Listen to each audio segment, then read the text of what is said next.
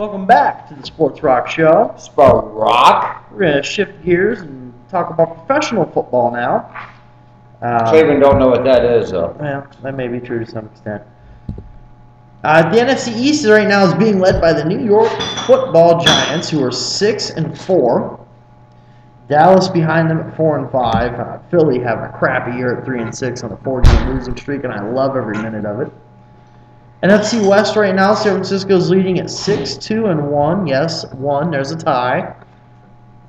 Caused quite a stir here at Sports Rock whenever we were looking at standings. Seattle behind them at 6-4. In the NFC North, you got Chicago at 7-2, Green Bay at 6-3.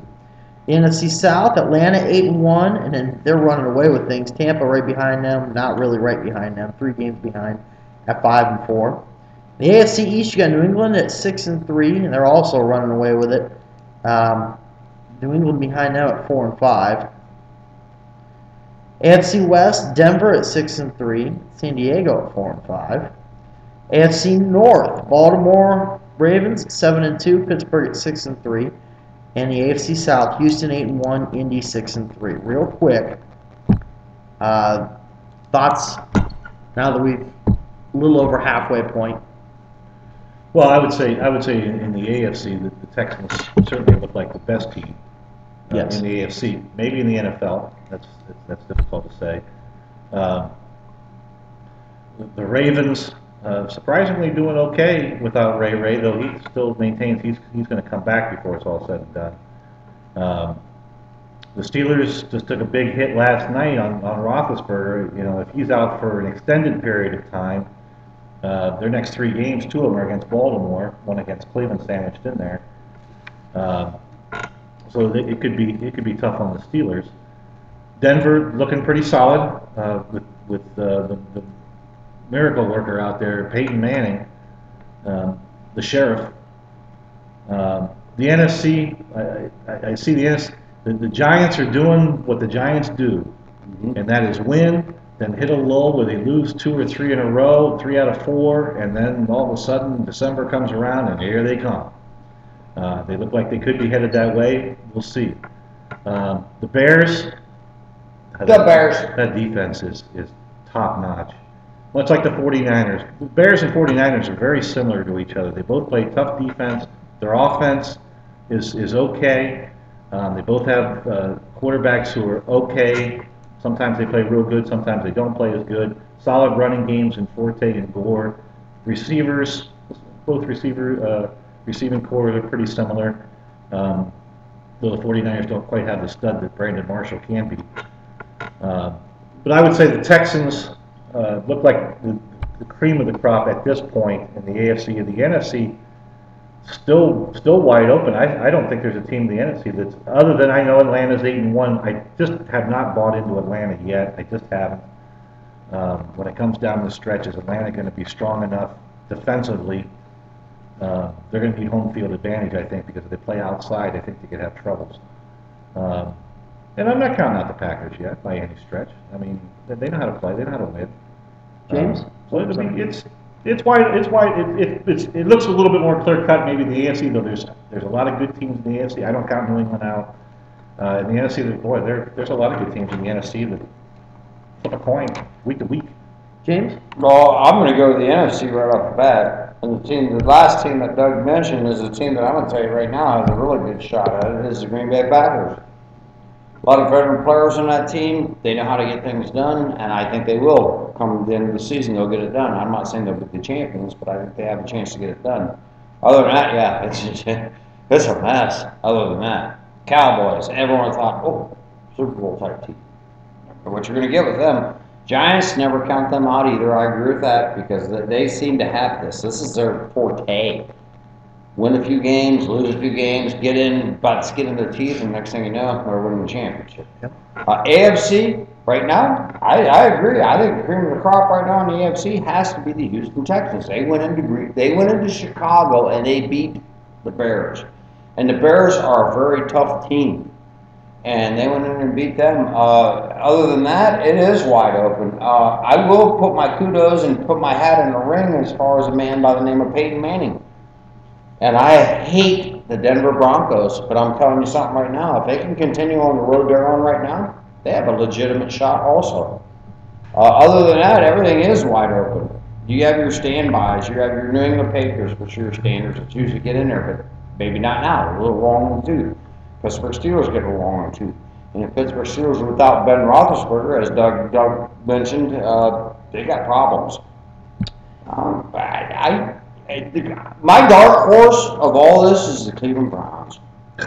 Well, they're a dark horse. They're going to win every game the rest of the season, and they're going to squeak into the playoffs. Some would consider them more of a dead horse than a dark horse. As it sits right now, the two wild cards in the AFC are Pittsburgh and Indianapolis. Now, Indy last year only winning 2 games. Oh, they are the surprise team Incredible, this year. really. They're the surprise team this year, hands down the surprise team. And even I would say, you know, Miami's sitting there at 4-5.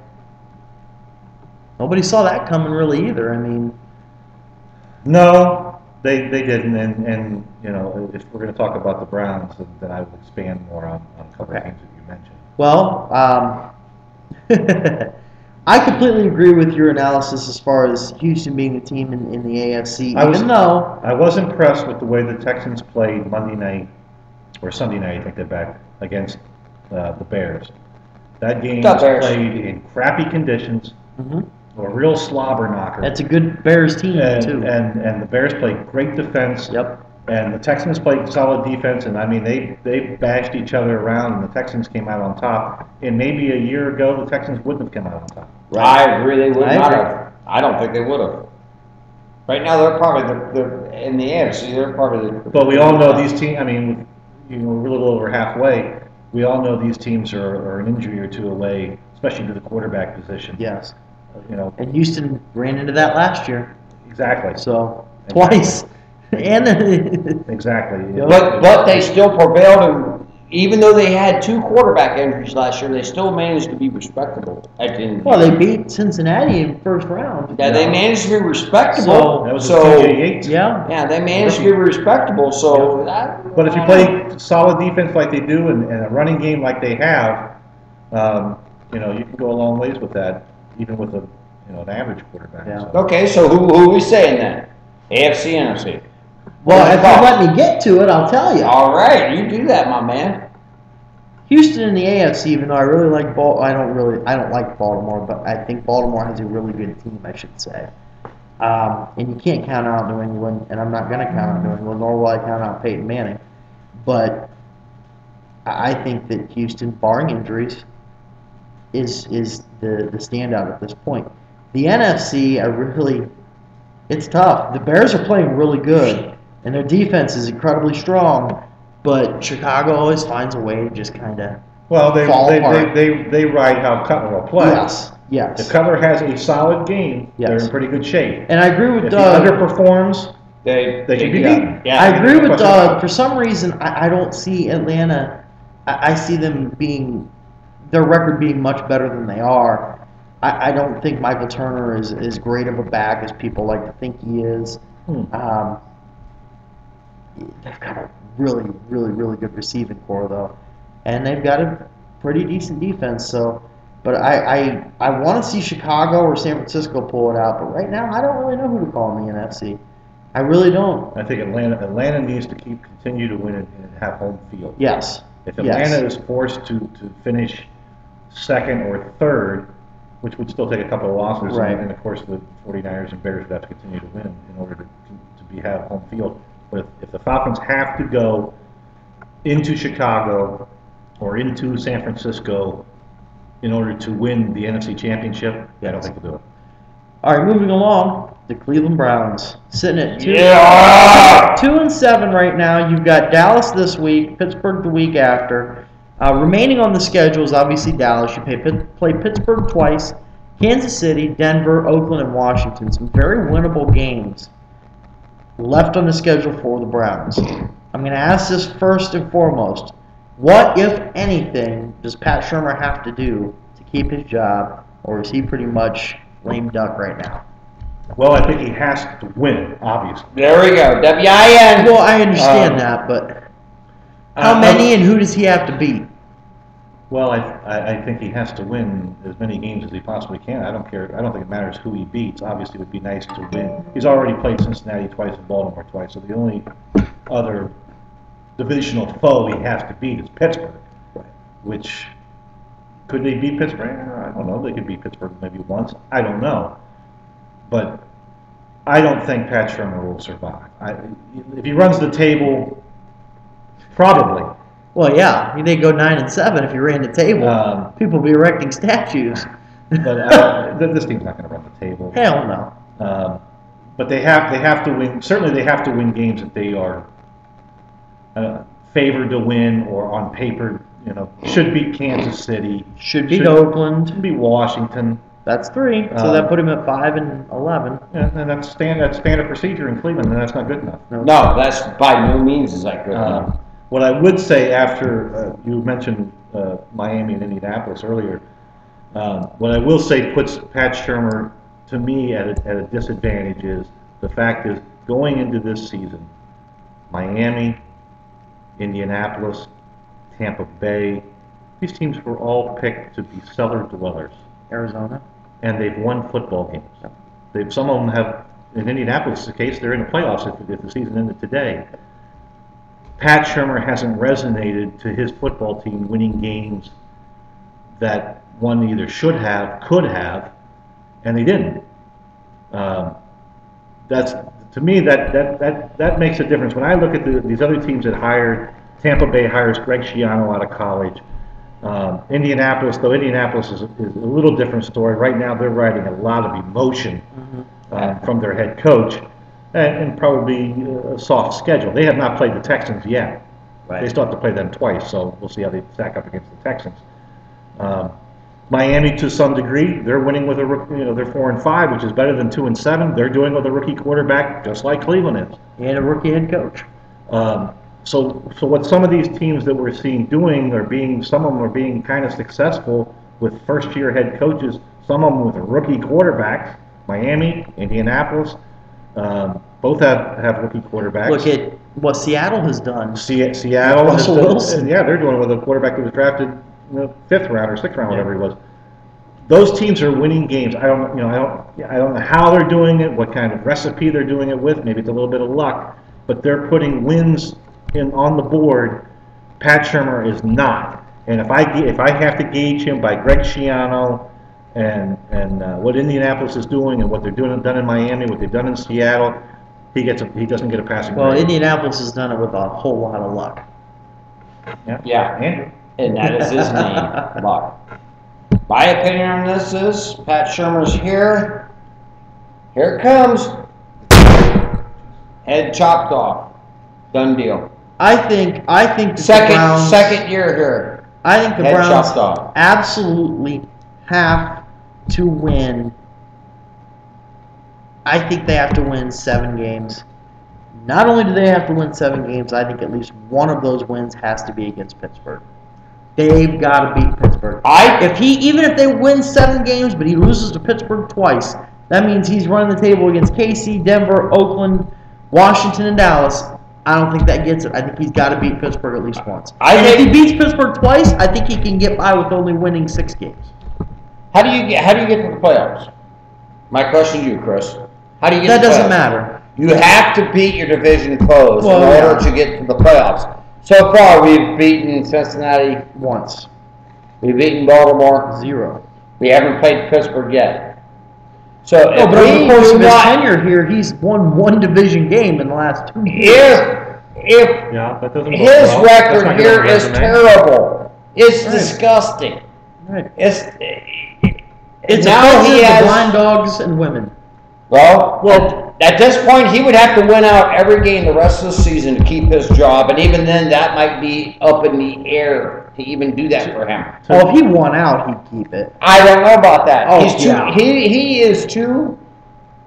Well, if he wins out, they'd have to keep him. Yeah. I mean, Christ, they'd have to. But my point being is Indianapolis and Miami and Tampa Bay, those kind of teams all went into the season. And if you looked at them on paper, do you think they're any more talented than the Cleveland Browns? I don't think they are. I don't either. Yeah. but they've won some games. I look at Indianapolis. This to be is honest where with your you, head coach comes in. I think Indianapolis is much less talented. Not much less, but less talented. Because they don't have the running back that Cleveland has. Sure, they've got Reggie Wayne, but that's about all they've got as far as receivers go. Their defense is not all that great, never has been. So, I mean, see you, Kathy.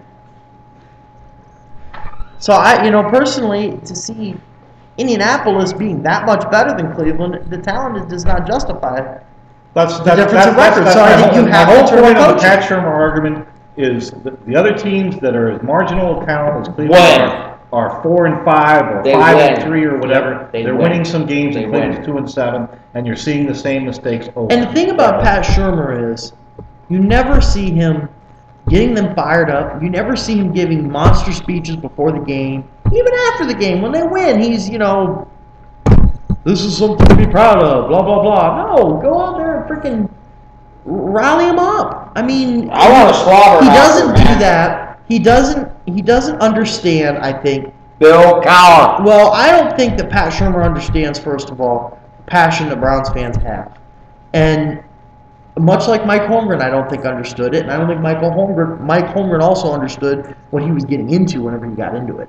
That's why he's no longer in it What anymore. if 2 years ago, the Browns would have hired Mike Holmgren to be their head coach and groomed Pat Shermer to be the heir apparent? That's a different situation. That is something that That is is like, a much different situation. I yeah. think we'd be much better off right now, because you look at talent.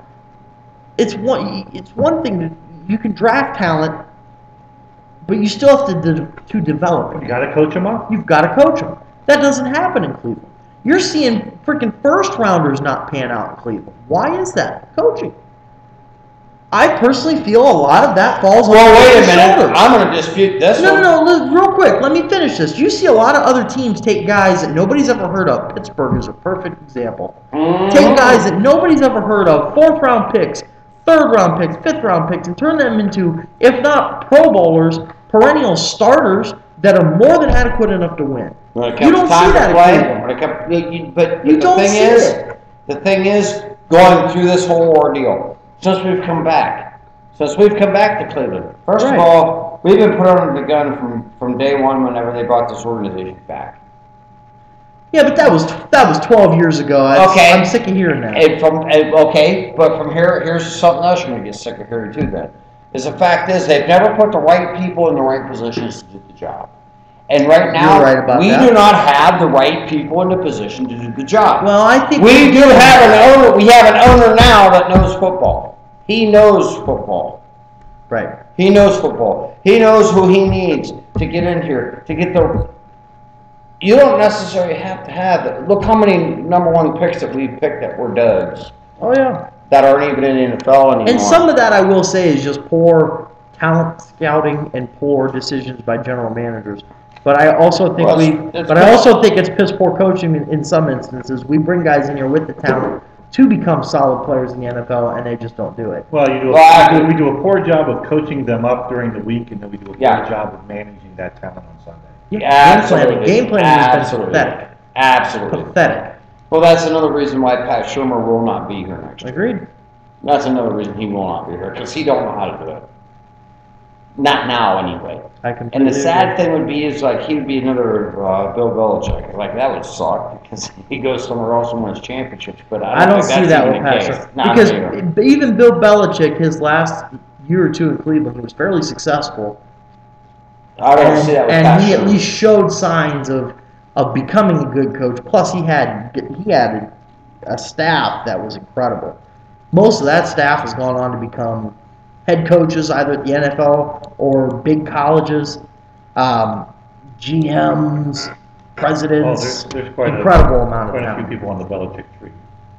So I don't think you can Shermer's even, not one of them. Yeah, and I also don't think that you can say, oh, what if Shermer leaves and becomes Belichick? That ain't gonna happen. No. Romeo Cornell didn't leave and become Belichick.